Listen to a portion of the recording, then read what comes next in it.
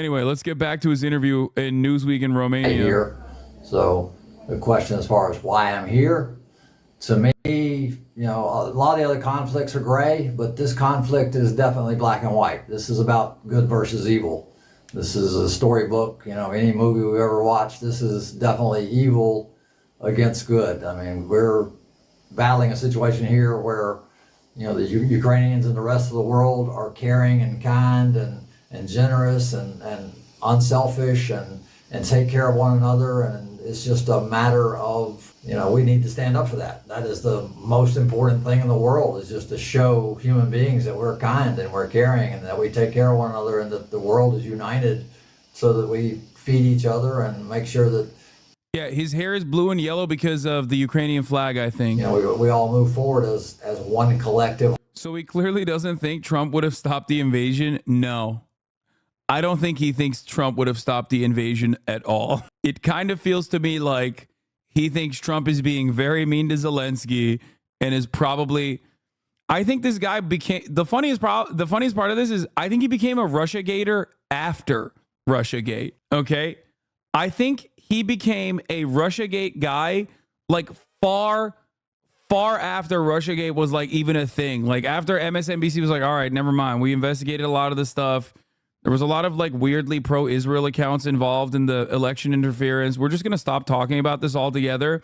And he became a Russiagator way too late to the game because he voted for Trump in 2016, according to his own admission on his Twitter. So I think that this dude might have actually been hired by Ukraine to do this. Okay, calm down, dude. No, that's not what happened. No, this is a man who was, I think, acting out on his own. Okay, this is a guy who literally was insane, a real go-getter. Okay, the community found his Telegram. That's crazy that y'all found his Telegram. Last seen on September 13th. Won't be on there any longer. Let me tell you. Yeah, I don't think Ukraine hired him. But I'm going to be honest with you, he might think Ukraine hired him. Okay? Like, and yeah, this is the like earliest thing that we found about him. Man with barricade self inside a business.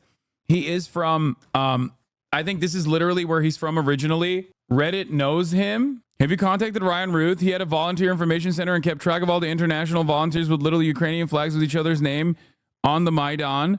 Ryan Ruth is a pest who tries to get around official Ukrainian army policy, misrepresents himself, and tried to get a number off of Syrian and Afghani citizens into the Legion. Avoid him. He helped a few of my friends find units last year when the Legion had really strict requirements for a while. I do believe you about the Syrians and Afghans, though. Most of what he does is help international volunteers join a unit, so he should still be in contact with most of them. He may do good things. He also put Ukrainian recruiters' names and phone numbers on his personal blog without permission. They found out when random people began messaging them. He also got salty when there were security why the Ukrainians, the pro-Ukrainian subreddit, knowing who this guy is insane.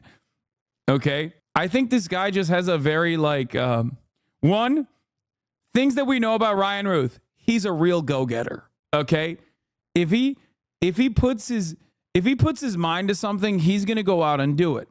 Okay? He's going to go out. He went to Ukraine. Okay, he literally went to Ukraine. He also personally, I think, tried to start a business in Hawaii to build houses for homeless people in Hawaii. Okay, here it is. Kwahale homeless concept generating offers of donations. Among them was a Kailua couple that pledged $40,000 to fund the construction of more tiny homes. Ryan Ruth, the owner of Camp Box Honolulu, which builds storage units and tiny houses, said his donation of a tiny house allows him to use his expertise to address a larger problem. Yeah. It seems he lived in Greensboro, North Carolina, and moved out of the state in 2020. I think he also, not only did he live in Greensboro, but he also had a house in Hawaii as well. Because he mentioned that he has an empty house in Hawaii because he wanted to bring, I can't believe I'm saying this. He wanted to bring Kim Jong-un to his house as a guest to talk to him. Dude, also, he was BLM and ALM. Hashtag George Floyd protest. Hashtag All Lives Matter. Local municipalities and states cannot continue to be allowed to provide their own oversight on law enforcement. It is a gross conflict of interest. The federal government must be compelled to always be the legal review of police action. This is incredible stuff, man. This is incredible fucking stuff. He is in a New York Times article. We're going to talk about that in a second. I'm confused. Is this a good dude or not? In the USMC, a lot of guys don't really trust the Marine that hasn't had to stand tall before a man at least once. By this, I mean some sort of run with the UCMJ. This guy at least does sound like he gets done. I'm confused. He's quite eccentric, but he's also very involved in helping international volunteers in Ukraine. So he probably knows your brother, or at least knows people from his unit. This is his website. He would probably know how to get help to word out about your missing friend. I think he wanted to Kim Jong-un. Anyway, this is the earliest thing that we could find about him. Ryan Ruth was 36 at the time, was arrested without incident at 1 a.m. at Monday at United Roofing. Ruth was pulled over about 10 p.m. Sunday during a traffic stop, but he put his hand on a firearm and drove to United Roofing, where he remained barricaded inside. Ruth was charged with carrying and concealed in a possession of mass destruction, referring to a fully automatic machine. He was also charged with resisting, delaying, and obstructing law enforcement officer and driving while license revoked. In the Army subreddit post where he's mentioned for later when talking about the New York Times, I'm always skeptical of anyone posting their exploits on social media. This guy and that Nancy guy rubbed me the wrong way. Ukrainian officials initially boasted 20,000 potential Legion volunteers, but far fewer actually enlisted. Currently, there are around 1,500 members in the organization, say people with knowledge of the Legion. Some are experienced fighters working as a part of the defense intelligence of Ukraine. But there have been high-profile problems. A former Army private first class, John McIntyre, was ejected from the Legion for bad behavior. Internal documents show that the Legion is struggling. Mr. Nance, where is the other one? Malcolm Nance? Okay, where is the article about our boy? Oh, with Legion growth stalling, Ryan Ruth, a former construction worker from Greensboro, North Carolina, is seeking recruits from among Afghan soldiers who fled the Taliban. Mr. Ruth, who has spent several months in Ukraine last year, said he planned to move them, in some cases illegally, from Pakistan and Iran to Ukraine. He said dozens had expressed interest. We can probably purchase some passports through Pakistan since it's such a corrupt country, he said in an interview from Washington. Hey, Hasan, why were you on r/BreakCrooper? Are you guys? We literally went on r/BreakCrooper on stream. Why was I on Dr. Disrespect Live? We literally went on it on stream to expose my moderator Weeby for starting the subreddit. Do you think I go on Reddit on my own time? I don't use Reddit. Anyway, let's continue. It is not clear whether he has succeeded, but one former Afghan soldier said he had been contacted and was interested in fighting if it meant leaving Iran, where he was living illegally. Okay, that's it. That's the only mention that he gets, I think. This man's politics are like the coexist bumper sticker, but the peace sign is the NATO compass. Yeah. If there's one thing that this guy was objectively in favor of, it is NATO. Okay? Objectively. And what I mean by that is American Post Taiwan flag in Kyiv to honor Taiwanese soldiers in Ukraine. Volunteer says if China protests, I can order another 1,000 flags. That's him. Ryan Ruth points to Taiwan flag. He would have loved voting for Biden. I agree. But I think he also cared about Palestine. So maybe he was conflicted because I think he was like pro-Palestinian, like way more than the average American. But also simultaneously, he was so insanely pro-NATO and so insanely pro-Ukraine and so insanely like above and beyond what an average person would care about. You know what I mean? You think this could mess up Kamala's momentum? No, I don't think so. I think they'll talk about him a lot.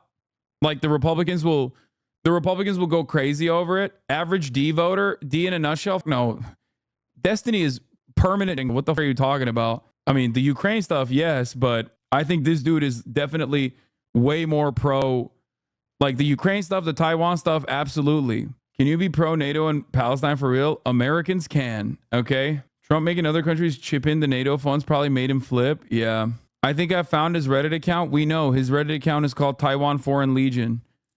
He's like really, really nutty about like defending Taiwan and also defending Ukraine. He was also trying to recruit Afghan soldiers, bro. This dude is crazy cuckoo for Cocoa Puffs, dude. Holy moly. Incredible. God, I love the United States of America. Moments like this is my favorite, okay? Times like this, I'm like, God damn, I love the American political sphere and all of its bountiful content. All right, Andy, let's see what CNN is saying while I go piss. His attitude toward in Ukraine, the fact that he claims he fought there and was recruiting people to go fight. Does that make it a motive? Not necessarily, but it's certainly something that's going to cause them to want to take a deeper look at that. And again, the social media aspect of this. I mean, he's 58 years old and does have a social media footprint. Not that older people don't. But, it shows that he's very active on social media. He did have a GoPro, so he was planning on filming himself. And he wanted to leave that behind, in my opinion, if he had been successful. And so all these things are, I think, important clues. But the most important clues are going to come from the execution of those search warrants and the evidence they're able to gather from his home, a business, interviewing friends, family, smartphones, all those kinds of things. That's where the evidence is going to really come from. And that's what they're actively working right now. And now that his name is out there, obviously there's going to be a lot of interest in tracking down friends and relatives of this individual. Well, Wolf, just as we're reporting on this and we are getting new information by the moment, I also just want to report some more news that I'm hearing from sources and that our colleagues have also confirmed, which is that in recent days, the Trump campaign was briefed by U.S. intelligence officials about new indications that Iran was planning to increase its attempt to attack former President Donald Trump and those around him. We're hearing this from sources. This is something that was briefed to the Trump campaign. I should note, and I want to be very clear here, we don't know that this new intelligence and this new briefing that the Trump campaign got about this attempt by Iran to escalate its attack on Donald Trump is it at all related to this second attempt that happened today on his golf course. But it does speak to the threat environment. So do you mean Iran? What are these people are goddamn CNN? Dude, that is crazy. Just want to get back to you, Andrew McCabe, on this reporting. And while we don't know that it has anything to do with what happened today, what it says about overall what the Secret Service and Homeland Security and officials are taking into account. Caitlin, what it tells us, it gives us a very small insight into a very, very troubling, complicated, diverse threats that are facing our political leadership today. And, the fact that they've been briefed on these threats means that the intelligence community considers them credible and reliable and things that they feel like the Secret Service and those engaged in protecting the former president really need to take action on. And so this brings us back to the conversation we had a little while ago, where we were commenting on how is it that this could happen 2 times in just a couple of months, and that someone could get this close to the president from, just kind of poking in from through the fence at the golf course. There is always a tension between protectees and the protective service, particularly when the protectee is someone who's running for office. They want to be available. This is so. Iran makes the most sense, though. They must avenge Qasem. Yeah, no, Iran doesn't make sense at all in this situation. What are you talking about? This guy is so heavily invested in NATO. I think what's really funny about this, what's really funny about Americans looking at a situation that is so unique to the United States of America and being someone else must be responsible for this. No, dude, we're responsible for this. Only in the United States of America could you find a guy that is such a goddamn crank that he was pro-Tulsi Gabbard, pro-Trump in 2016, vehemently anti-Trump, and the most invested in both housing the homeless and also simultaneously nuking Moscow in an effort to end the war in Ukraine. This is our people, okay? A guy who in 2002 was arrested by law enforcement for barricading himself in his roofing company's roof, ironically enough, in his roofing company's office with an automatic machine in his hand after being chased by the police. This is someone who you can only find in America, okay? There is no other planet where there is no other place on this planet where there is a guy who is going to have this many conflicting thoughts in his mind and a ease of access to an arsenal of, and a guy who's a real go-getter. Okay, this is, yes, as American as apple pie. He's so American that he's got the United States of America flag on his Twitter bio. Okay. Thank you very, very much. We, of course, are going to continue following all this major breaking news. The FBI says it is investigating. Yeah, our community scooped the 2002 arrest before any publication. W journalism. Yeah, we got W. Yo, let's get some W's in the chat for W journalists. Yeah, I just want to thank everyone for joining us as we've been following this breaking news, Wolf, for the last several hours. Wolf Blitzer in Washington. Our breaking news coverage is going to continue. Stay here. Let Wolf drink his margaritas, man. Oh, Fox is probably going crazy over this. Let's see. If you have to cut. God damn it, you Fox. I just want to point out, it took me 3.5 seconds of like glancing at the dude's photo to be like, that's a libtard. I'm going to go back to that once again. I'm going to toot my own horn here. Okay. And tell you once again, I saw the man, I saw his nipples and I was like, that's a libtard. Okay. I'm like GeoGuessr for American politics. Okay. As soon as, yeah, he got cum gutters. That's not a conservative. Okay. That's not a Republican. Okay. 58-year-old man. Unit. So, we feel the pain of one country's failure and their conflicts, and we enjoy the successes of other countries that are doing good, and we all work together. And for some reason, Russia does not grasp this concept that we're all one unit, and we have to get along and work together and be normal human beings. This is 2022. We have to work together. It seems asinine that we have a leader in a country that does not understand the concept of being unselfish and being generous and being kind and just the basic moral values that are required by human beings these days. It blows my mind. And what are you doing here in Ukraine? My initial goal was to come and fight. I think, everybody around the globe should be motivated. He was not allowed to fight, by the way. I love that, like, a guy whose standards, like a military that is very desperate for foreign volunteers, still looked at this guy and was like, nah, dog, we can't give you a... But in the goddamn US of A, he can have all the he needs, okay? That's the beauty of this country. This failed the Ukrainian ASVAB, okay? I don't even know how they conduct it, okay? I don't know how they conduct that over there, but I do know that they're desperate for people, okay? They're desperate for bodies. And he was still not allowed. He was still not allowed to serve in the Foreign Legion. And yet, in the United States of America, he can have all that he wants, okay? God, this country, man, this country, we are such freaks, dude. We are the freakish country, dude. We are the most insane country. A guy who was not allowed to carry in Ukraine can just like do whatever he wants here. To come here and support the Ukrainians and support the army, no matter what gender, age, anything. Everybody should be here supporting the army. But I'm 56, so initially they were like, well, I have no military experience, so they're like, you're not an ideal candidate. Damn it! So they said, not right this minute. God damn it, dude. He served. Yeah, you chatter. You piece of...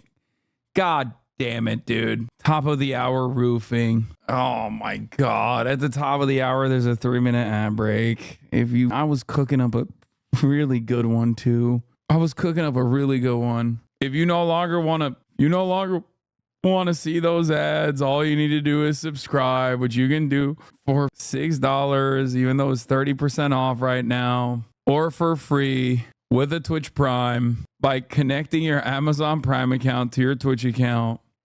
Here's the 3-minute ad break now. You can also get gifted a sub. Why does he look like you? Because they put my face on his face, dude. Chatters, come on. He does kind of look like you. It is my face. They Photoshop my face onto his... Oh my God, some chatters are so holy. So plan B was to come here to Kyiv and promote getting more people here. We need thousands and thousands and thousands of people here fighting with the Ukrainians. We need, we've got 190 countries around the world, and we need thousands from all of them. If the governments will not send their official military, then we civilians have to pick up the torch and make this thing happen.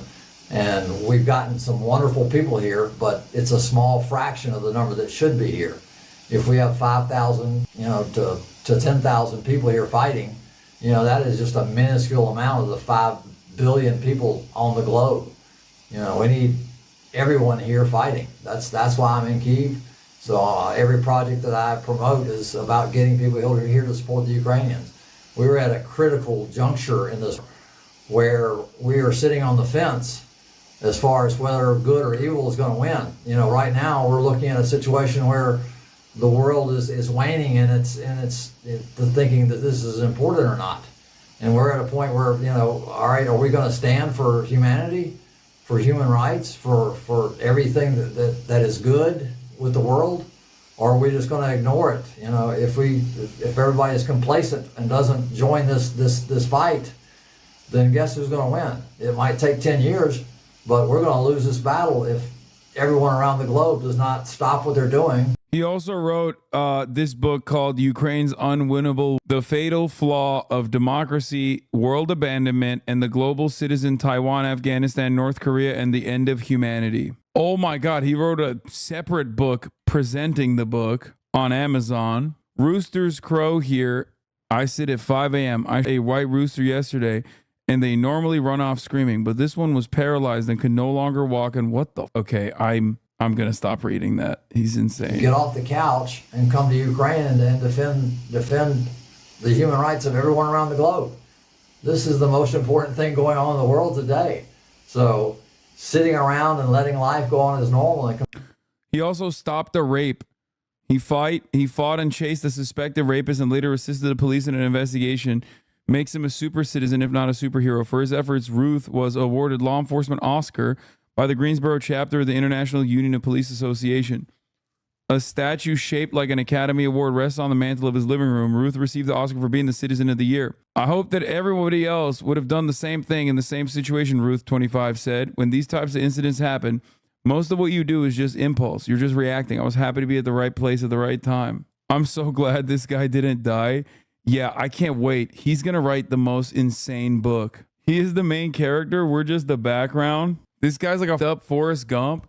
He's like, yeah, he's the Forrest Gump, but for NATO. He also wrote this article for that newspaper in 1995. Graffiti is giving city an ugly black eye. Miss Bottoms, the mayor of Atlanta, looks like a sharp person for VP. I would support her. Did Hillary decline? What the? Prison call, interview him on the pod.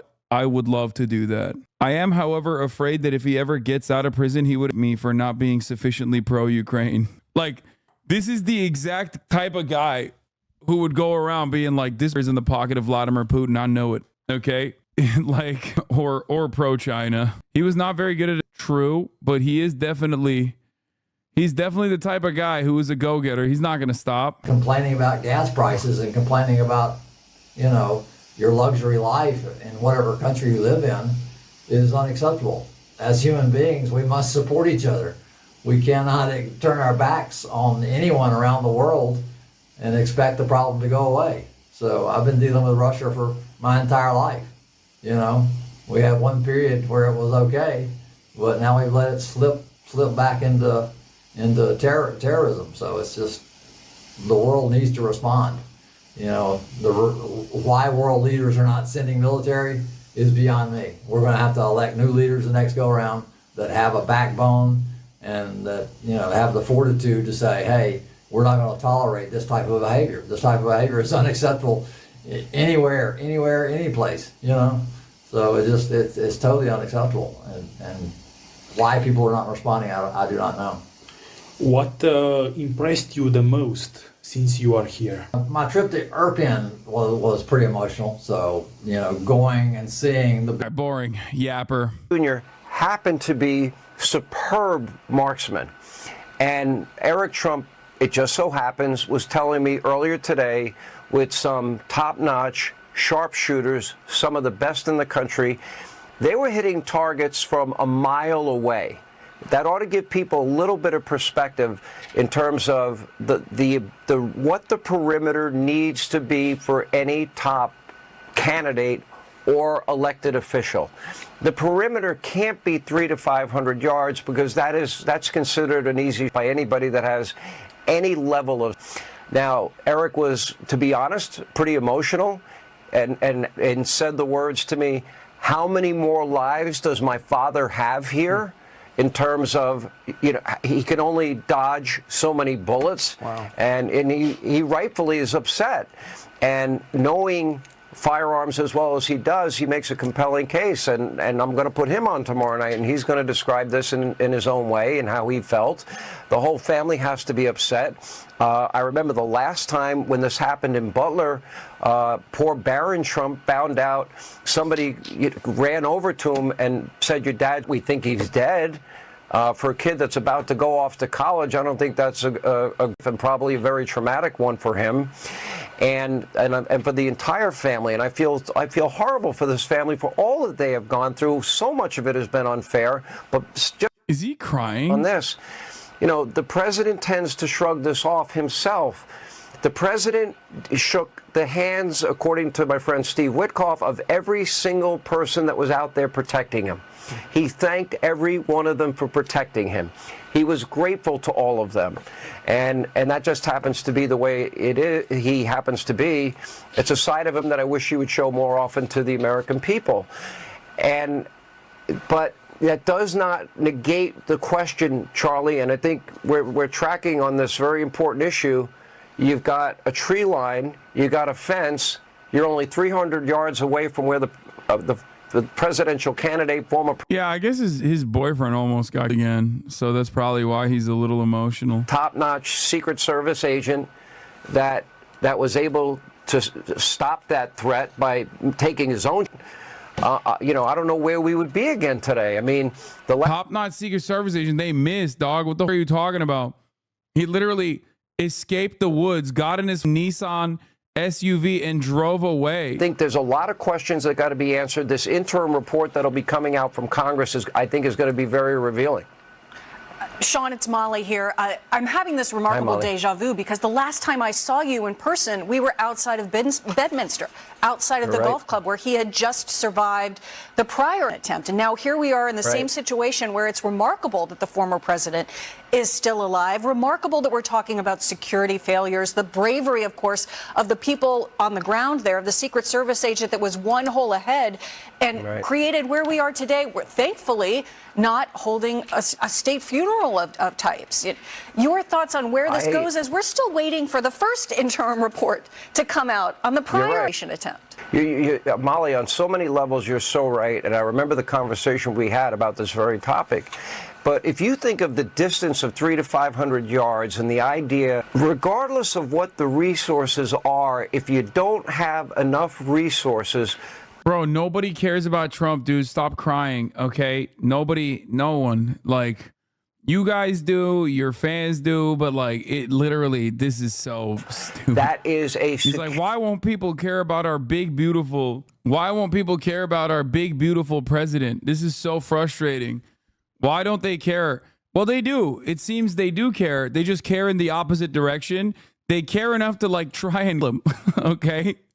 Maybe they should care less about the big, beautiful boy if you want them to not the president. Threat level in this country has never been greater than it is right now, and that it is coming from everywhere.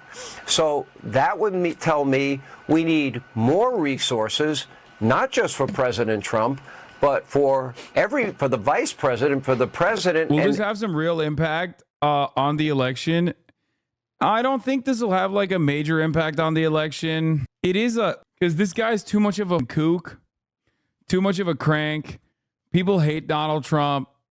Like, I mean, he literally got chat. He got in the ear and it didn't have an impact on the election. So I don't know why the rerun would have more impact. At least this time it's like actually by someone who is libbed up and not like a registered Republican who was like, I don't know, if a president comes around to my neighborhood, I might go and kill him. Like, that was the last guy. But, you know, he wasn't a registered Republican. The last shooter was, this guy was okay, first of all, this guy was also a registered Republican. It's just he was a registered independent afterwards. Or at least as a registered independent, he voted for Donald Trump in 2016. But I'm pretty sure I think he voted for... He's a former Trump Republican turned never Trump Republican. Yeah, he did in 2016. In 2016, he was for Trump, at least his own admission. He also didn't have an issue with like Vivek and Haley, which I think is kind of weird. But I guess he like thought that Nikki Haley was like pro-NATO, which she is, right? And I think that was the reason why he was like saying like, Nikki Haley, like you have to stay in the race until the very end. But I don't know why he was pro-Vivek, because like I thought Vivek was like super pro-Russia, but like very anti-China, which so was this guy. This guy was like super anti-China and super anti-Russia. Like those are the most, like he has a litany of inherently contradictory positions, which is very understandable for the average American. Americans have like the dumbest positions, but overall, I think like if there's a couple things that are the high notes, like things that he cared about the most, it's like pro-Ukraine, nuking Russia, pro-NATO, and pro-Taiwan, super anti-China, like super anti-China and super duper. Happen here again because we cannot create a new normal around a president nearly being, but yet that's what happened last time. Do you think this happens again here? Well, Joe, you know, your media analysis is always spot on, and I think you're right about this in more ways than you may know. You're right. It kind of got pushed to the side, and we've kind of been ignoring all of that. And what really bothered me, if we have unfortunately, sadly, tragically covered too many school shootings over the course of our careers, all of us on this program tonight. And when you think about most of those school shootings, we know within hours who the person is. We've identified where they stand politically on social media. We start learning about their background. Maybe they had trouble or problems or whatever it happened to be. We know more within 5 hours than we learned in a month after Butler, PA, and that is troublesome. She thinks him. So I think that at the end of the day, that we really need more information and not less information when it comes to shootings like this, and the media needs to not ignore this. I don't want to see any elected official ever in any situation where they're threatened, and this is not political for me in any way. And I want our nation safe and secure. And that's why I don't want defund, dismantle, and no bail laws. That's why I want a border wall. That's why I want vetting for people coming into this country. I want background checks. I want health checks. I want a means test so you're not a financial burden on the American people. These are simple solutions. The American people will sort the political side of this out in 51 days, but this has got to be a top-of-mind issue. Our safety, our security in our towns and our cities, at our border, and I think America. Wait, I don't get it. The guy is like as American as you can get. He was so American. He was exercising his fundamental Second Amendment right. Like the people that have been. Are they just assuming now? Like, did they just collectively decide, let's just lie about who the shooter is? Like, dog, he's from North Carolina. Like, it doesn't get more American than that. He is a white guy. What the fuck is happening? Like, how the fuck is this the immigrants' free fault? housing, healthcare, education, and free sex change surgery for illegal immigrants.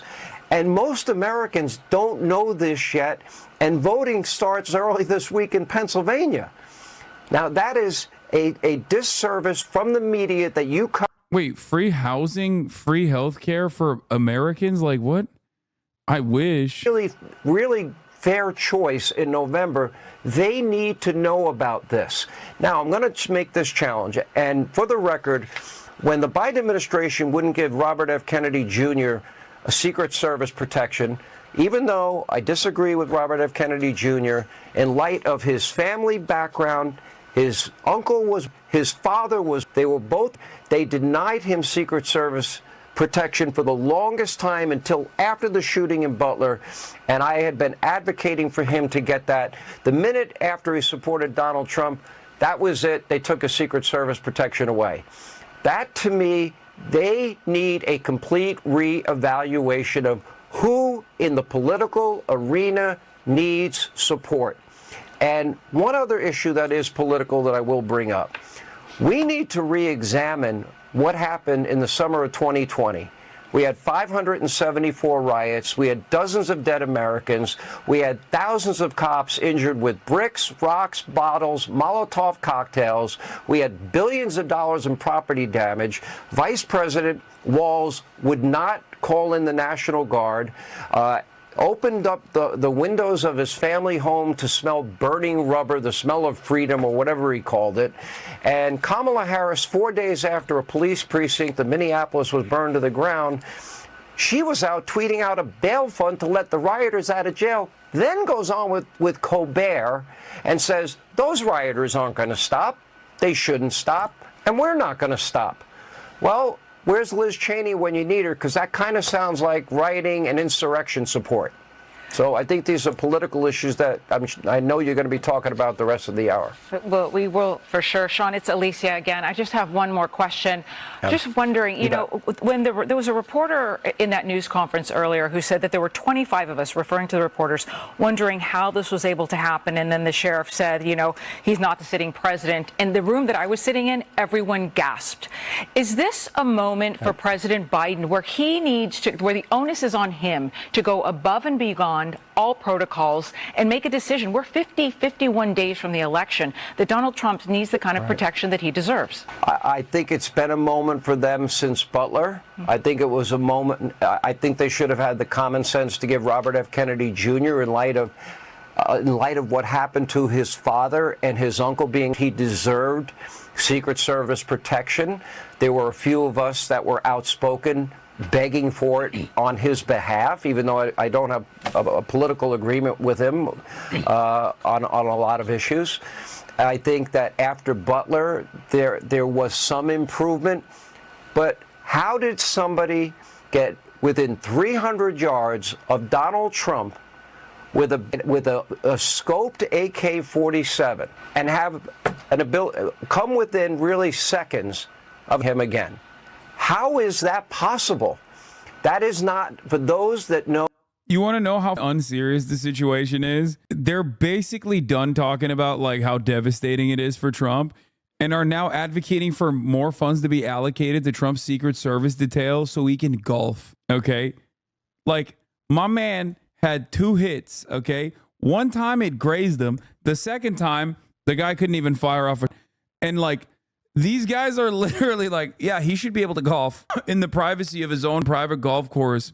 And there should be a 1 mile radius where there's no one that's ever been a registered Democrat around him. It's like, that's the main point of concern for you. Like, that's what you're actually worried about right now. Okay. You're not even taking this seriously. Why the fuck should anyone else take this seriously? And it's probably because like, there's not really anything that you can say about this because, again, the dude is white, okay? The dude was a white man. So their arguments kind of fall flat in this situation. Not only is the dude a white man, but he had ease of access to, okay? And in that situation, you can't really do anything. You can't really do anything because not only is he a cis white guy, okay? He's like, yeah, sure, he's pro-Ukraine, okay? Insanely pro-NATO, very anti-China, whatever. But like it doesn't comfortably fit any narrative that they want to slot into. That's why Sean Hannity just like didn't even talk about his background and immediately starts talking about how like immigrants are doing this somehow, you know? Here around Trump International Golf Club, where the former president was playing around today. Here's how the Palm Beach County Sheriff answered that question. At this level that he is at right now, he's not the sitting president. If he was, we would have had this entire golf course around it. Well, because he's not, the security is limited to the areas that the Secret Service deems possible. So I would imagine that the next time he comes to the golf course, there'll probably be a little more people around the perimeter. But the Secret Service did exactly what they should have done. Is there any info about the shooter? Go back and watch the VOD for the past like hour and a half. We dove into his background. He's nut job, like a total nutso. Out from a chain link fence surrounding the golf club. The agent fired off 4 to 6 and was just one hole of total nut job and also a major libtard, like incredibly pro-NATO, former Trump voter, turned into a never Trumper, former Republican who voted for Donald Trump in 2016, became a never Trump Republican, and was a single issue voter. He was John Nadeau. 2 backpacks with ceramic plates, essentially the same kind of plates you find in body armor. And a GoPro camera was also recovered. The suspect was just 300 to 500 yards away from the former president. The Palm Beach County Sheriff said it's not a long distance when a scope is involved. And we just heard Sean say the same thing. That suspect has been identified, according to Fox News, as Ryan Wesley Ruth. Now, a witness saw him fleeing in that Nissan SUV, took a photo, quick action, took a photo of the license plate, alerted police. The suspect, Mr. Ruth, was then nabbed in nearby Martin County to the north while traveling on I-95. There are those plates I told you about from the backpacks that were recovered at the scene, and you can see the AK-47 style rifle that was recovered. Now, Trump International Golf Club is just a 12-minute drive from nearby Palm Beach and Mar-a-Lago. Of course, that's where the former president resides, just 4.5 miles away. It's not clear how this potential was tipped off. This was not on any of the former president's schedules. Nobody knew he was going to play except for his inner circle. Of course, the former president likes to play golf. There's no secret there. It's just not clear right now how this potential was scoping out the former president. Did he follow the motorcade out of Mar-a-Lago and then go to the club, or was he already waiting there when the president teed off this afternoon, Molly? All great questions. Lucas Tomlinson giving us a great breakdown of all the information that we have so far as we get ready to continue asking more questions. Lucas Tomlinson from the White House, thank you. There are questions about security for the former president, of course. Questions about how this happened. We have former FBI agent and Fox News contributor Nicole Parker joining us now. Nicole, thank you for your insights tonight. As we've watched all of this unfolding and a lot of the unanswered questions, we're looking for information more about this suspect.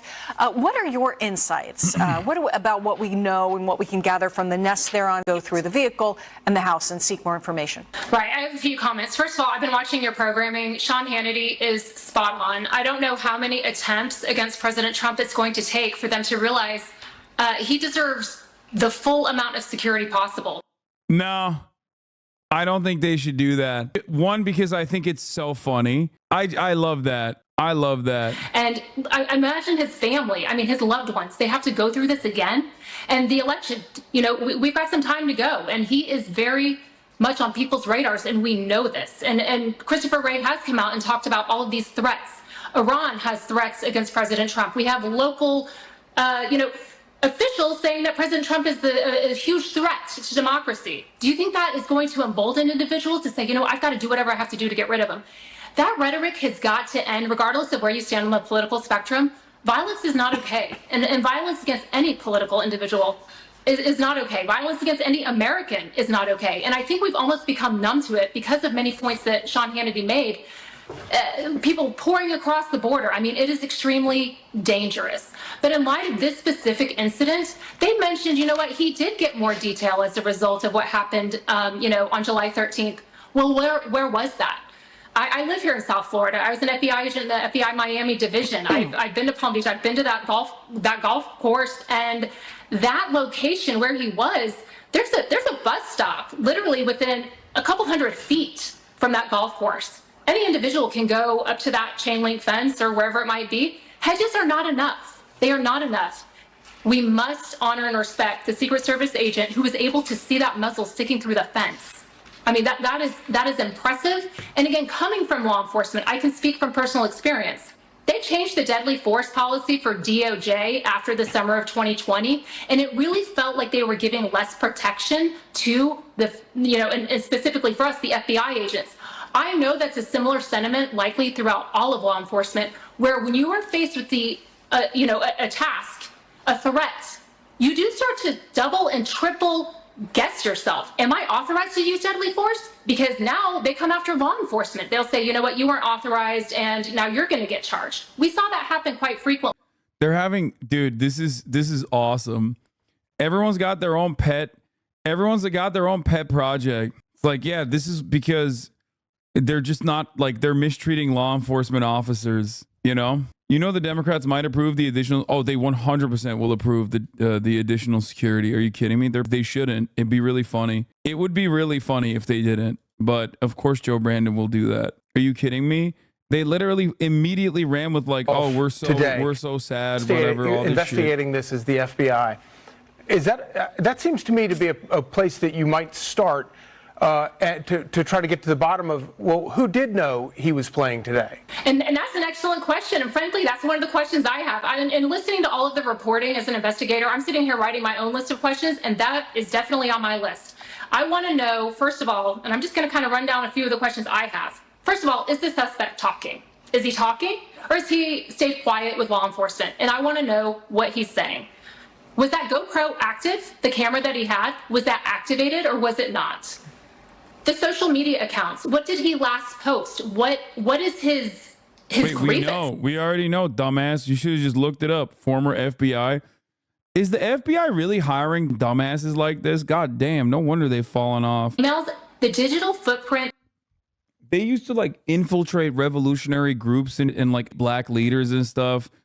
Now they got this lady over here being like, what was his last text message? I want to know. God damn, dude.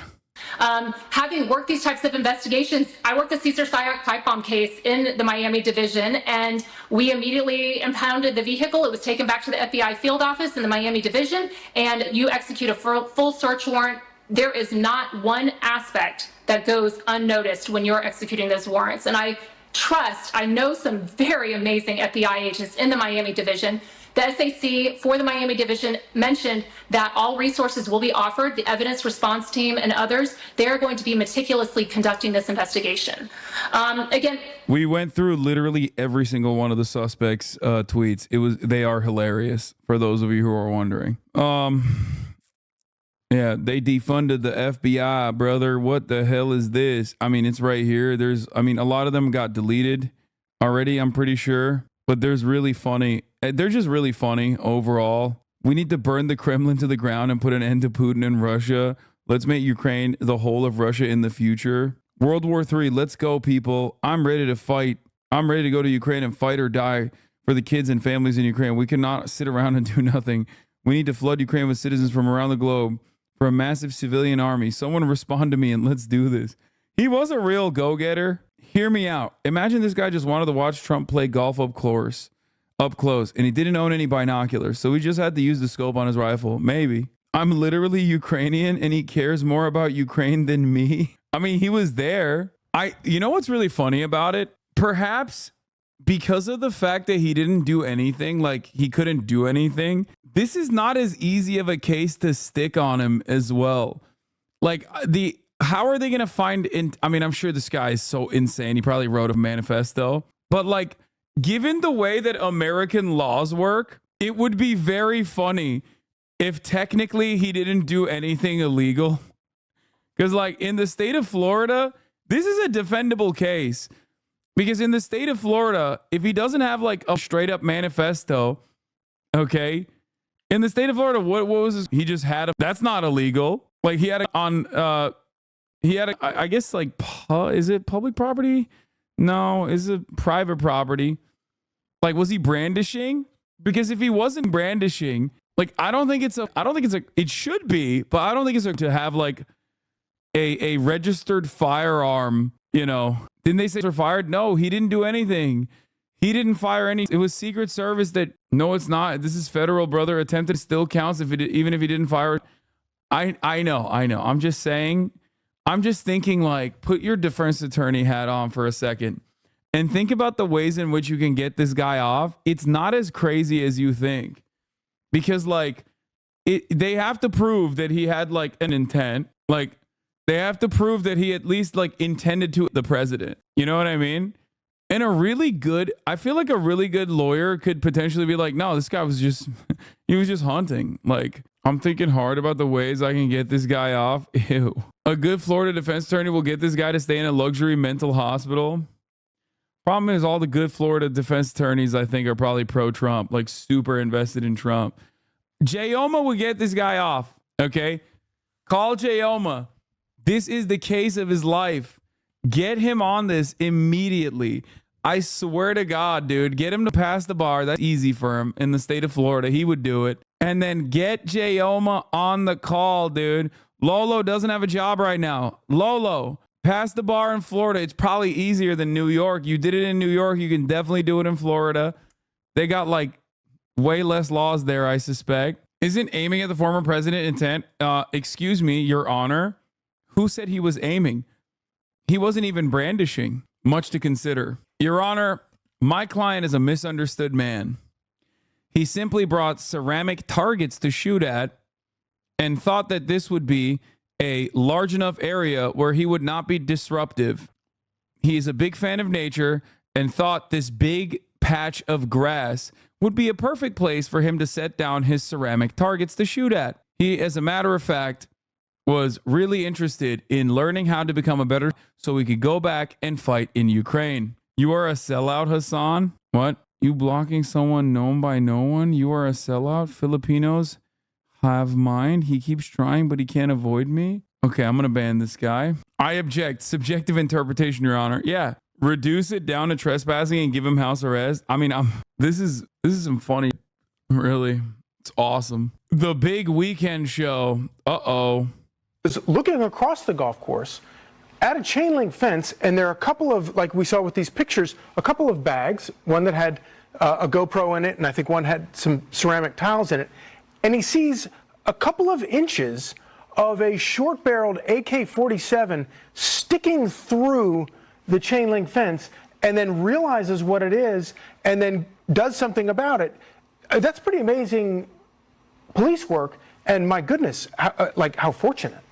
Yeah, we are lucky again. There's no denying that. And I think to sort of try to advance the story a little bit here early on as we are, this is a bureaucratic failure, but an individual success, okay? Because bureaucratically, there's no way there should have been this kind of a hole in the security around Donald Trump. And, you know, as including Nicole has made the point, and many of the other commentators, the protection that you get as a VIP from the Secret Service or from the NYPD here in New York. Bro, they did the job. Why are they complaining? They did the job and they did it right.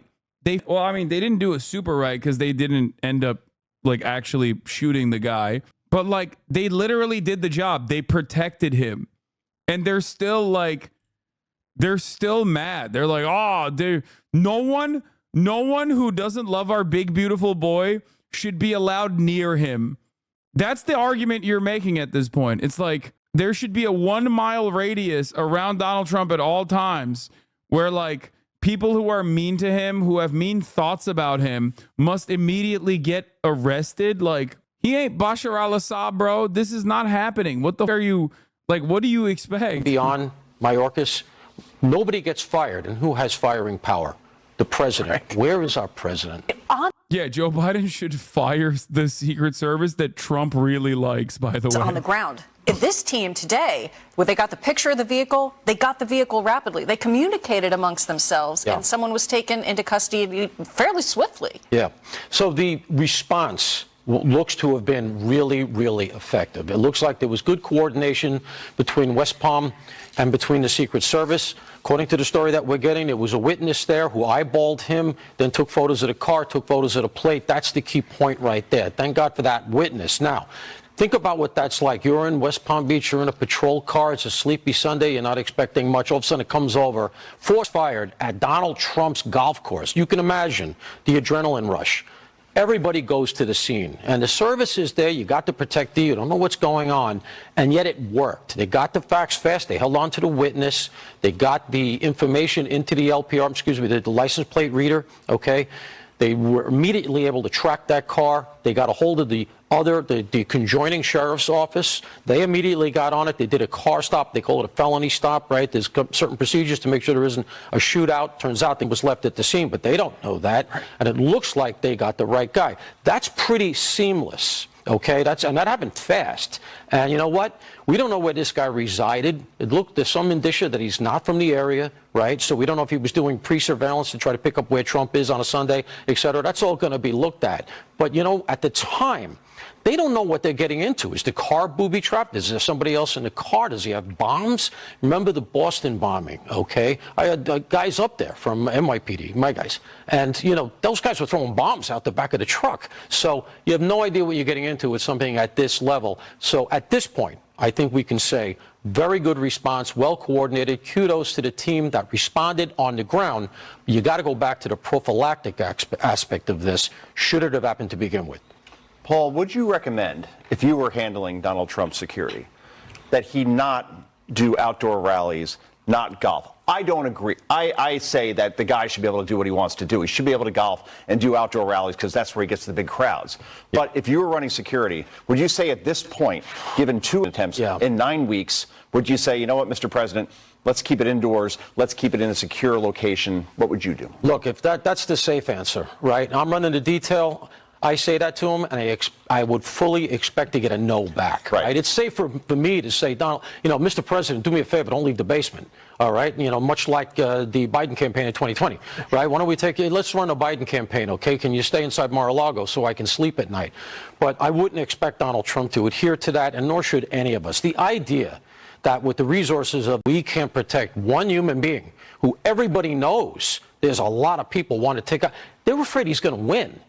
That's what's driving this. I mean, I know, look, it's a little bit of a leap what the motive was here, but at some point, if it walks like a duck and talks like a duck, they're afraid he's going to win. There's 2 attempts here. That's not an accident. I'm just curious about what happens tomorrow, because after July 13th in Butler, no one from the Secret Service came to the mics to talk to the American people to clarify anything. So in the void, what did we find? Conspiracy theories, lots of questions, all sorts of problems, a tremendous amount of reporting. But what I'm curious about is if we're going to see the acting director of the Secret Service tomorrow. I know a guy who can get some Afghan soldiers to do security. Yeah, he's a little bit caught up with some other shit right now, but if Trump is real desperate for some extra security, we got just the guy. He's got passports. He's ready to let it rip, dude. He's a little tied up currently, but it's pretty funny that the context for this attempt is him golfing. Like, bro's running for president, but just golfs instead of giving up about America. The optics aren't even good for him. Yeah, but his fans love that. Thank God there is a wonderful median American voter out there who knows the solution. People having more will fix this. I agree. As far as cosmic tortures go, Trump repeatedly experiencing near misses from people he cannot credibly leverage politically is pretty funny. Yeah, that is a very funny monkey's paw situation for him. Like, that's what I mean. Like, I bet you that in his mind there was like a brief moment where he was like, oh my God, I hope it's a Haitian guy or something. Why can he not leverage one politically as opposed to the last one? Because despite not being like a registered Republican, he's a former registered Republican, a former Trump supporter, and also seemingly was like, well, let's be real. It's because he's a 58-year-old white man. Okay. That's the reason why. Like, that's number one. He's a 58-year-old cisgender white man. It is basically the most protected category, okay? It's not going to, it's going to be really hard. If he was like even a 50-year-old black man, you could do that. You could leverage it, okay? If he was a migrant, oh my God. Oh, that would be perfect for him, okay? Sorry about being white and existing for a duration of time. Yeah, as you know, I'm the biggest anti-white man myself. So I don't think I ever watched a live of you, and I've been watching your YouTube stuff for years. And today, like 10 minutes ago, I just lost a group of friends because they kept repeating Trump's talking points on immigration, etc., etc. So I'm now here to fill the void. I'm sorry to hear about your friend's chatter. He's insane, though. Isn't that leverage enough? No, that's the other part. He didn't even do this for like abortion. You know what I mean? Like, as a white guy, that makes it really hard for him already to like make a tailor-made message around this. Because at most you get like, oh, your words are making this really hard for us. Like, you can't ever do that. If you're a Republican, you can never say words are violence, because words are literally violence when you're doing it, right? This guy did it for Ukraine, most likely. Like, he did it for NATO, right? And that in and of itself is not exactly like a massive issue. There is bipartisan consensus for the most part, with some Republicans saying like, we're giving Ukraine too much money, but it's ultimately still foreign policy. So that goes that's relegated to the American bipartisanship status. So overall, it's not like one of those issues that's like inherently just for the Democratic Party. If you poll Democrats and Republicans on like Ukraine, yeah, there's probably a lot more Republicans that want to stop giving to Ukraine or whatever, but like it's not that big of a wedge issue is what I'm trying to say. It's not that big of an issue at all. In terms of foreign policy, I think like Americans care probably more about, or not even probably, I know that for a fact. Americans care more about than they care about Ukraine, but they don't even care about that much either. So like it still goes back to foreign policy. That's why I used to joke about how like there's not a NATO voter, there's not an AUKUS voter. Turns out I was right on that. There is one NATO AUKUS voter, and his name is Ryan. What was it? I'm forgetting his name. Sorry, Ryan Ruth. What? Did you see this horrendous tweet from Ruth? Oh, that gray streak in your hair is stupid. Grow up or go away. Yeah, I disagree. That's the one thing I disagree with him on. Like that is the only thing that is hot about Tulsi Gabbard is the white streak. Everything else sucks. Like I hate Tulsi Gabbard, but I mean the white streak looks sexy. I mean she's already she's attractive, but also like on top of that she's like the white streak makes her look like a comic book supervillain. They're the ones that should have instituted these changes. Jason, it's Alicia Acuna. The American people have been through so much this summer. We've already seen congressional hearings from July 13th. We got some answers, but there are still so many questions, and we're supposed to get some more answers, and they're not going to be good this coming week. You have to assume we're going to have more congressional hearings, and we are 51 days from. You can tell they got really nothing. That's why they keep talking about like Biden wants him to die because he won't give him like more money for his Secret Service. How much you want to bet Secret Service comes out and says they've already maxed out? Like he gets max defense from Secret Service more than like any other person has ever historically gotten. How much you want to bet? And on top of that, Biden will say probably that we'll give him even more additional Secret Service detail. Because like, what are you supposed to do? Get 100% of the budget? Like, what the fuck are you talking about? This is the Fox News C Squad. They don't have their own version of Wolf Blitzer to break out for breaking news. Yeah. Why were the caddies not armed? Yeah, look, this is what I mean. This is not a good position, dude. This language must stop, says Richard Grinnell. Do you realize that if Donald Trump is that our country will be ripped into two? I fear for America with these tactics. Your language is radical and contains two lies. For the sake of our country, stop. And then the person he's responding to is Hakeem Jeffries. And the thing that he's responding about is extreme MAGA Republicans are the party of a national abortion ban and Trump's Project 2025. We must stop them. Like, that's not, you can't run a national campaign on being like, you are not allowed to run against my president. He was twice now, even though the second time he wasn't even 1 hour after the news broke of the shooting. Absolutely despicable for posterity. Like, what? You think they're going to cancel him? Are you stupid? This is hilarious. Okay. I'm going to say Republicans, honestly, it's not okay that the Democrats are running against Trump after he had 2 failed attempts. Very funny stuff. Fox is like, words are violence. Don't do it. Now back to our next topic. How we will remove 20,000 Haitians from a town violently. Yeah, this is fun. Another Trump attempt. How quickly will the media bury it? Dude, okay, you want to know why this is hilarious of him to say? You are burying it. You stop talking about it immediately afterwards, idiot. What do you mean, the media? I guess you are the media as well. How many times do you think Ben Shapiro talked about the Trump attempt since it happened? Do you think that it is a larger percentage than CNN? Maybe. But what do you think the margin is? That's what's so stupid about this. It's like, dude, it's just, it didn't work. Like, it didn't work. You can try and act like there is, you can try and act, wait, no, he's not Russian propaganda. How dare you? Ben Shapiro never got paid by Tenet, okay? He is not Tim Pool, sir. Ben Shapiro did not get paid by Tenet, as far as we know. That would be really funny if he did. Like, I'm willing to bet that Ben Shapiro has probably talked about migrant crime significantly more times since Donald Trump got that than the Trump. You know what I mean? Are you burying the story, Ben? No, you just understand that people don't give a. They only care about what's in front of them, like the top of the hour ad break, which is coming right now at the top of the hour. If you no longer want to see those ads, All you need to do is subscribe for $6 or for free with a Twitch Prime. Okay. Can I not get the ad this time? Well, you're subscribed already, the Yellow King, so you will not be getting the ad regardless. It's almost Donny o'clock. Unfortunately, CNN, it's supposed to be on right now, but CNN pushed it because obviously this happened. So because of their breaking news coverage on the fake Trump, which is not real, by the way, it didn't happen.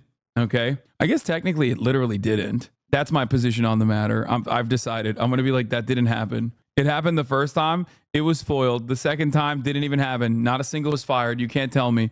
It was only Secret Service that fired at a law-abiding American citizen who just simply had a scoped rifle and ceramic plates. You know, what is this? What did he say? NBC News Lester Holt suggests that Trump and JD Vance are responsible for the attempt on Trump today. Oh my God, they're being libtards, dude. They are. This is awesome. Anyway, here's the 3-minute ad break now. Dude, everyone in the Republican Party has been like nonstop chirping, and they've all become like hyperventilating libs. They're all doing like words or violence. How dare you? How dare you? Let's see what Lester Holt, my goat, said, which, by the way, the shooter also loved Lester Holt. This is why the shooter, well, he's not even a shooter. This is why the assailant, the suspect, said, Lester Holt, I will ride for you. Lester Holt, I will die for you. Lester Holt, you are my hero. Today's apparent attempt comes amid increasingly fierce rhetoric on the campaign trail itself. Mr. Trump, his running mate J.D. Vance continue to make baseless claims about Haitian immigrants in Ohio. This weekend, there were new threats in that town. Our Maggie Vespa is in Columbus, Ohio, with more. Wait, why are they're mad that they brought up Trump's like violent rhetoric after he got almost again? Lester, simply put, Springfield, Ohio has been inundated by threats. Over the last several days, closing government buildings, schools, hospitals. Today, effectively closing a local university campus after administrators said someone threatened a mass. This in light of, officials say, a false online conspiracy theory alleging Haitian immigrants in that city are eating people's pets. Something. What? All right, we've lost our contact with Maggie. MRC Newsbusters. Dun, dun, dun. They're so mad. Disgusting. Real Donald Trump Jr. Yeah, I know you are, but what is Lester Holt? Got him. Are you doing the CNN show? No, dog. The CNN show is not happening anymore. It was Donald Trump when this gentleman was caught and stopped. Okay. Probably between 300 and 500 yards, but with a rifle and a scope like that, that's not a long distance. Hello, everyone. I'm Molly Line, along with Alicia Acuna, Charlie Hurt, and Joe Concha, and welcome to the Big Weekend Show. The big story tonight, a second attempt on former President Donald Trump. The Republican presidential candidate says he is safe and well. Is it postponed or canceled? It's postponed. It's postponed until probably tomorrow. I don't know when they're going to do it, but they're going to slot it in again. They just had to take it out of the lineup because obviously the entire lineup shifted over to this higher order of priority news story. There were 2 bags, a GoPro, and over 2 months ago, the former president survived a first attempt during his rally in Butler, Pennsylvania. The former president has responded to the shooting, writing, "There were in my vicinity, but before rumors start spiraling out of control, I wanted you to hear this first. I am safe and well. Nothing will slow me down. I will never surrender." Joining us now is Mark Levin, host of Life, Liberty, and Levin, and former Chief of Staff to Attorney General Edwin Meese in the Reagan administration. Thank you for coming on this evening. I just want to start with getting your insights on what has been a truly remarkable day. Well, let's start this way. Thank you. Who's in charge? Who's in charge? We don't have any idea who's in charge. Master Shay. Who's in charge of protecting a presidential candidate in this country? Well, we can talk about the Secret Service, the FBI, DHS. And listen to all your great hosts with their tremendous experience. And it is fascinating to me. You know, I'm a little older. I served in the Reagan administration. I was Chief of Staff to Attorney General Meese. And let me tell you what would have happened in that administration. Ronald Reagan would have picked up the phone. He would have called Attorney General Meese. He would have said, "You're in charge of getting to the bottom of this, and you got 48 hours to do it." Meese, who I worked next to, he would have called the Treasury Secretary. He would have called every department that has any role in federal law enforcement. FBI reports to him. He would have dragged Christopher Wray up there. He would have brought in the U.S. Marshals. He would have brought them all in. Secret Service, Secretary of DHS. we would have been in the Situation Room with the United States Department of Justice. And Ed Meese would have said to all those gathered, you better GD get to the bottom of this, and you have 48 hours to report to me, and I want to know how you're going to fix this. And I want to know right away how you're going to fix this. Twice on our watch? Never. Instead, we have very wise people who worked at the FBI, who worked at Secret Service, who worked in local law enforcement. Where's the Secret Service? Where's the FBI? Nobody is in charge because we have a president of the United States who's mentally incapacitated. We have a vice president of the United States who's an incompetent, way over her head. The angrier he gets, the more he sounds like Master Shake. Shake. Who held a press event the other day about violence, and he's, in the Witness Protection Program, the top 3 people in charge of law enforcement in the United States of America. 2 of them tweeted. 1 of them did nothing. Now, this isn't about tweeting. I'm so glad that President Trump is well. Well, isn't that nice? The executive branch is run by the President of the United States. Number 2, the Vice President of the United States. Federal law enforcement, ultimately, the Attorney General of the United States. And they're all AWOL. They're nowhere. So it's perfectly fine if we keep banging heads about the head of the Secret Service, the head of the FBI. These are bureaucrats mostly. Mayorkas, we know what he is. He's a complete incompetent buffoon. But where the hell is the president, the vice president who wants to be president, and the attorney general, who has done absolutely nothing to get his hands around this? Now, I'm telling you this as somebody who served at the highest level of the Department of Justice, that justice wouldn't sit back and wait for a local special agent in charge in Miami to take over. They'd be sending guys in there from Washington, D.C., and Meese would have wanted to report every hour on the damn hour. And he'd want to know what we're going to do to fix this. And I can also tell you that the first time around this would have happened had Ed Meese been the Attorney General, Reagan been the President of the United States. So this is all evidence to me when I listen to everybody, and they're all fantastic. But it's all evidence to me of Keystone Cops. Who's in charge of what? Well, it depends. This one should have done that. This should have done... No, we need a general who's in charge and says, I want to know who the hell screwed up. I want to know what the hell we're going to do to fix this next time, what resources we need. And I don't want to hear again that the Secret Service doesn't have resources. We're $5 friggin' trillion in debt with this administration. Maybe a little bit of that climate change money or money going to illegal aliens. Maybe that money could have been moved into the Secret Service. I have no idea. But we have no time to figure all that out. We have 50 days until a presidential election. Let me ask you a question. Does Joe Biden seem that concerned tonight? Where is he? Does Kamala Harris seem that concerned tonight? Well, she tweeted. Isn't that nice? I tweeted too. So what? The Attorney General of the United States, does he seem that concerned tonight? What is she supposed to do? They just don't. What is she supposed to do? Take up arms against like whoever might Trump next? Like that is what's happening. Every part of it, including the best parts of it, the federal law enforcement parts of it, they're now running adrift. I speak as a former person who served at the highest level of the Department of Justice. So, Mark, Charlie Hurt here. Obviously, you're exactly right about President Biden being completely MIA and has been for a long time in the presidency. But we're sort of back at this. After the Butler, Pennsylvania shooting, there was all of this professed unity where President Biden and others talked about how they were going to lower the rhetoric. But now we're back to where you have Democrats issuing tweets saying that they're glad that the guy they called last week Hitler survived another attempt. Mm-hmm. It strikes me that maybe they didn't really mean it when they said it 6 weeks ago. Of course they don't mean it.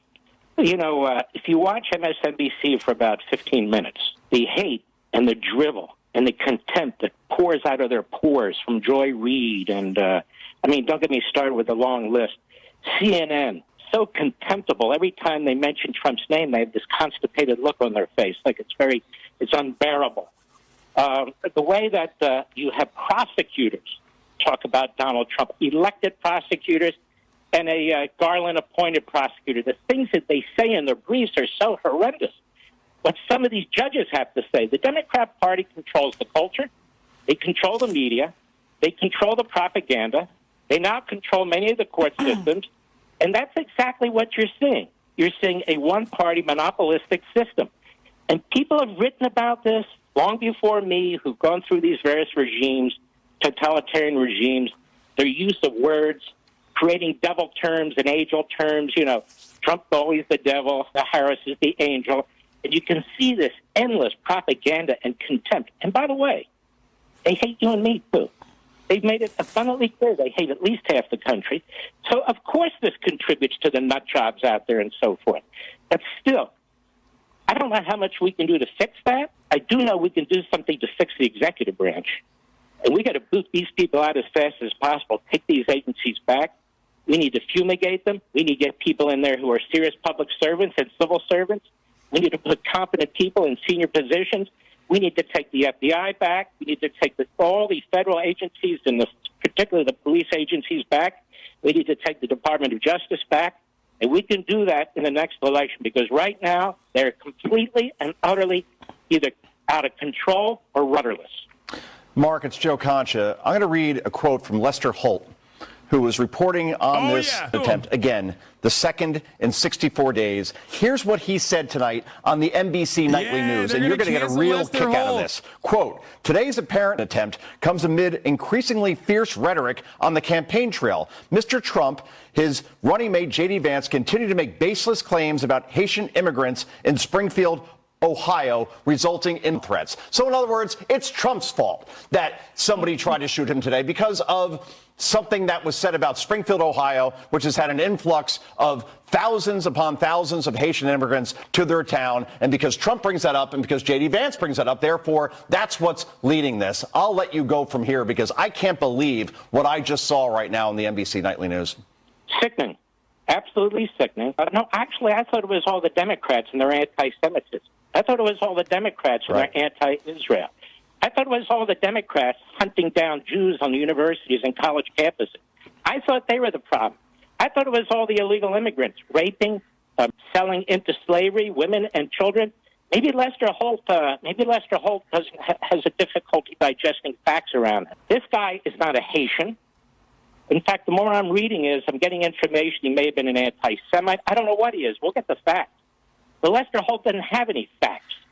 Bro said one time the in Gaza has to stop, and they're immediately like, he's an anti-Semite. The computer would melt down. Everyone knows. In order to try and turn, look, let's be honest. They've been trying to turn Trump into a non-human. And that's what they've been trying to do from the beginning. They're dehumanizing him. And they've been doing this. I've written about this in 2 books. Dude, what are you saying, dude? What are you saying? The Democrats are pussies, but like, of course, despite being pussies, they're still running a campaign against Donald Trump. Okay? Every now and then, they will actively be like, Trump is bad for America, as you're supposed to. These guys are so used to bullying the liberals that they straight up are like, if you're running against the Republican after he got that, you're a bad person. You should just let him win. It's like, are you insane? Like, what is this argument? What are you saying? Oh, where's the humanity? Yeah, dude, they're running a campaign. It's insane, dude. Cops who's in charge of what? Mark, it's Alicia Acuna, and thank you so much for being here. You know, as you know, the acting U.S. Secret Service Director Ronald Rowe gave an update to senators on Thursday on the internal investigation from the July 13th attempt. And yeah, Republicans be like, these pedophile demons who have actually brought in every black and brown person from the third world to come and rape our beautiful white daughters, okay, who stole the election, are dehumanizing our president instead of just saying, sorry, you win this round, sir. Go ahead. It's like, yeah, I don't care, man. I don't care. Like, I don't personally care. And thank God, even the most annoying baby, mealy-mouthed, feckless, cowardly liberals don't give it either. Because, like, at this point, that's the last thing that they could do. You know what I mean? That's like the last thing that they could still pull on, to be like, you know what? In the interest of fairness, to preserve American democracy, we're just going to let Donald Trump have this election because he got that. I wouldn't put it past them, okay? I wouldn't put it past them. But thank God that they're not, okay? You should do a stream with big boob and breast. Facts. But I want people to remember about Thomas Paine. I want them to say, well, what can I do? You know, I'm a janitor, I'm an electrician. You can do a hell of a lot. You are the Paul Revere's and you are the Thomas Paines. You need to talk to 10 people. You need to talk to 15 people. You need to make sure you not only vote early, you get people vote early. We can't rely on political parties to get out the vote. We have to get out the vote. It's now. We have 50 days to try and fix this right now.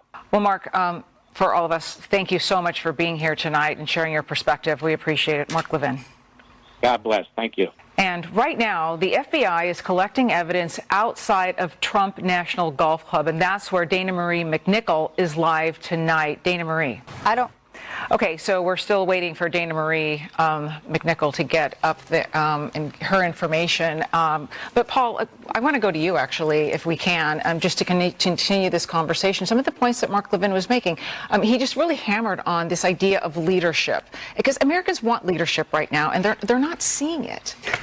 It beggars belief that we still have not gotten a press conference from Alejandro Mayorkas relative to the failures of the Secret Service. What we should have gotten is, first of all, Mayorkas very early in the game after Butler, but then subsequent to that, there should have been a press conference about how the service under him is being rebuilt and the measures that were taken to fix what was clearly a flaw. It seems that only in our current regime do these sort of flaws seem to fall by the wayside. They're on the cutting room floor. Nobody seems to care. And think about the signal it sends to our adversaries. If we could get two apparent clowns who are low level to manage to almost do what they almost did here, not only in Butler, but down in Florida, what does it say to the IRGC in Iran? What does it say to some of our more radicalized enemies around the world? What it says is America's not what they used to be. We don't have to worry about these guys. They don't even seem to be able to protect one of their main VIPs, who may very well be the next president. It is a diminution of American stature, American status, and the fact that we can't do this. If you're sitting where, let's say, the Chinese or the Russians are, you got to say, we don't have to worry about these guys. Would you be worried, Paul, to my point earlier, and I asked Mark this, I asked Jason this as well, that a 20-year-old outflanked the entire Secret Service? Bro had to weave in, and IRGC mentioned, yeah, they love Iran.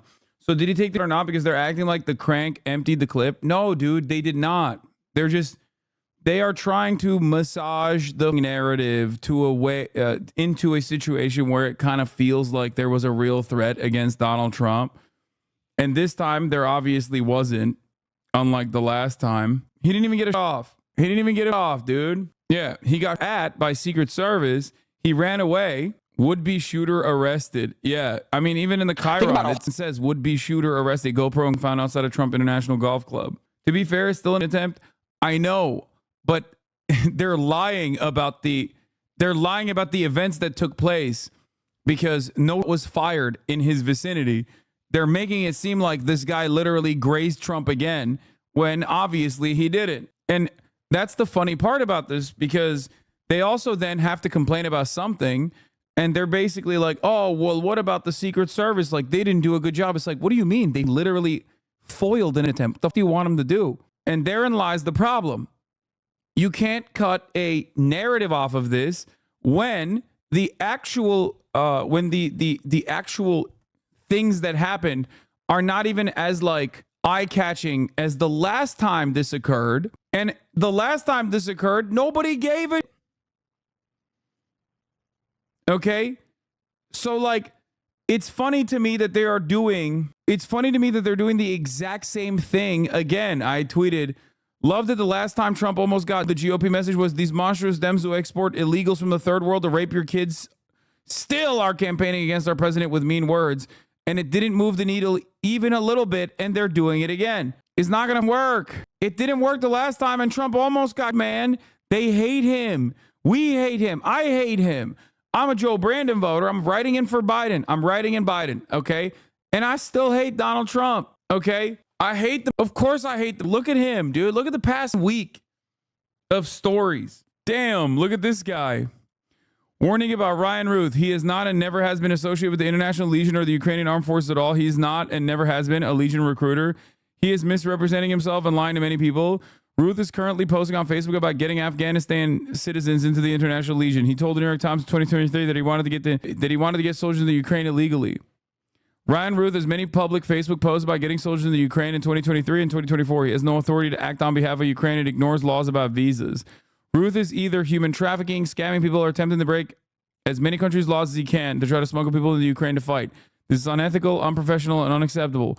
This was back in 2024 in June, I think. Okay. Other issues. Ruth has posted soldiers' phone numbers on websites without permission, giving out recruiters' phone numbers to people without permission, manipulates people into breaking laws. Avoid any contact with Ruth as he misrepresents what he can legally do. I served in the International Legion for 2 years, and I've told Ruth many times since 2022 that he's not helping, and what he's doing is illegally. He doesn't listen.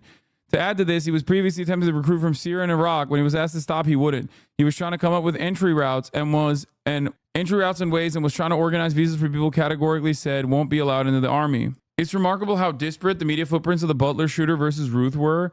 Yeah. Oh, we were watching Ben Shapiro cry about this.